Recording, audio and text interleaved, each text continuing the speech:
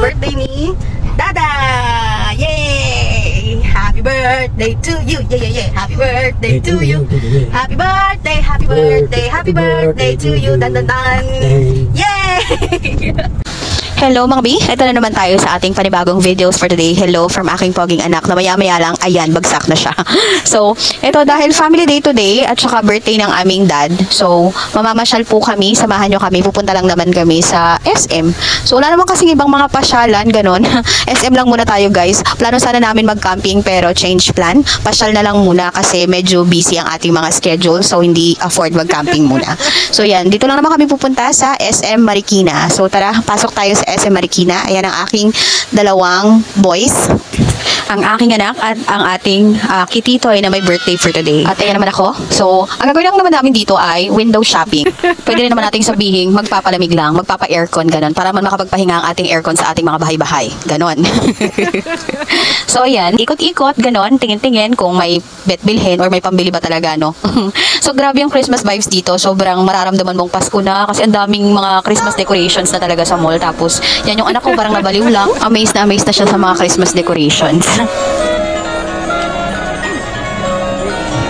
At dahil takot na ako sa anak ko na pinaghahawakan yung mga Christmas decorations, kailangan naming umalis doon kasi baka makabayad ako ng wala sa oras.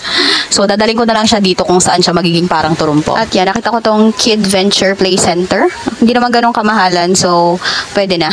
200 pesos ang per hour niya. Tapos, pag mas gusto mong matagal-tagal, 2 hours, 350. Tapos, meron pa silang another offer. Pwede namang i-back na lang doon sa video kung bet nyo rin mag-play dito. So, yan.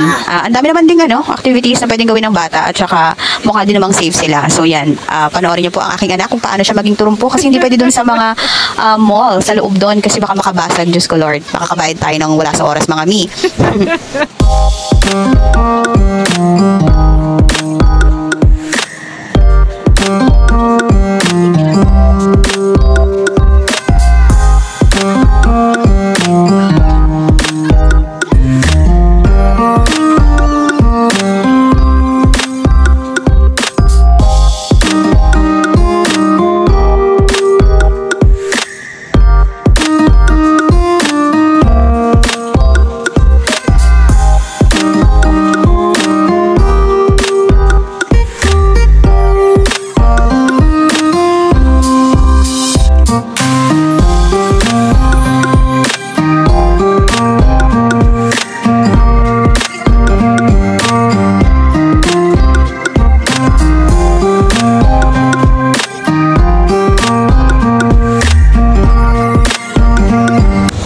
Yan, dahil birthday niya, naglaro na rin siya.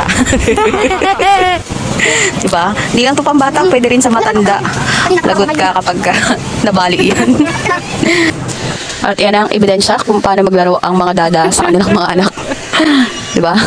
Kaya kayo huwag kayo masyado magtiwala kapag iiwan yung anak nyo sa kanilang mga daddy. Ganyan ang laro nila. At yung isa naman tuwang-tuwa. At dahil tapos na yung oras namin, ang next namin is kumain. Actually, kaya talaga kami nandito sa SM Marikina kasi dito kami nakapag-book ng Vikings. So, every birthday talaga nagba-Vikings kami. Sabi ko nga sa inyo, para makatipid at saka masarap kasi yung pagkain dito sa Vikings. Kaya bet na bet ni Kititoy. Kaya tuwing isa sa amin may birthday, nagba-Vikings kami. Kasi nga, may promo yung Vikings, diba? Libre yung isa kapag ka, libre yung mismong may birthday pala. Kapag ka birthday niya, on that day ng birthday, pumunta ka.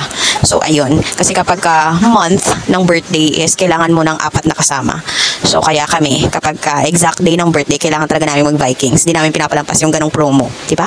So, ayan po yung mga pagkain nila. Napakasarap. May paella. Ang dami. Tingnan nyo na lang sa videos. So, ang gawa namin again, kumuha kami ng mga pagkain, tapos ilalagay namin sa lamesa para dun kami kakain ng sabay-sabay. So, ayan po yung mga pagkain nila.